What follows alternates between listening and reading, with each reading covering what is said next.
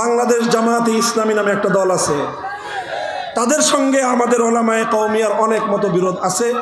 সেই মতবিরোধের জায়গাগুলো একটা ভিন্ন জায়গা, কিন্তু একটা জায়গায় আমরা সকলে একমত, সেটা হলো আল্লাহর জমিনে আমরা আল্লাহর হুকুমত চাই। আমরা আল্লাহর জমিনে ইসলামী হুকুমত চাই। এই বাংলাদেশ জামায়াতে ইসলামীকে বাংলাদেশের সর্বোচ্চ আদালত হাইকোর্ট থেকে তাদের নিবন্ধন বাতিল করে দিল। কেন বাতিল করলো? ৭১ সালের তাদের বিতর্কিত ভূমিকার কারণে না, ৭১-এর মুক্তিযুদ্ধের ভূমিকার কারণে নয়। তাহলে কেন? আম্বিয়া একরামকে মাসুম মানে না, সাহাবা একরামকে মেয়ারে হক নিয়ে তাদের আলোচনা আছে, এই কারণে না, এই সকল কারণে নয়।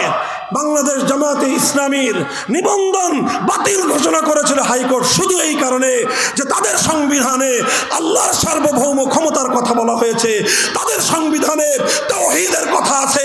অর্থাৎ আদালত বলতে চায় বাংলাদেশে শিরকের রাজতন্ত্র চলবে, শিরকের তন্ত্র চলবে, বাংলাদেশে কুফরি সংবিধান চলবে, আল্লাহর সার্বভৌমত্বের কথা বলা যাবে না। বলেন, এই ঘটনার পরেও এদেশের লক্ষ লক্ষ মুসলমান এখন আমরা মাটির উপর দিয়ে বিচরণ করি, এটা আমাদের জন্য অনেক বড় একটা কষ্টের বিষয়, হৃদয় বিদারক একটা বিষয়। আপনারা হৃদয় দিয়ে অনুভব করেন কিনা আমি জানি না। বলবেন, হুজুর এই সকল পেশাল কেন পারতেছেন? এই ইসলামী সম্মেলনে রাজনৈতিক আলাপ কেন করেন?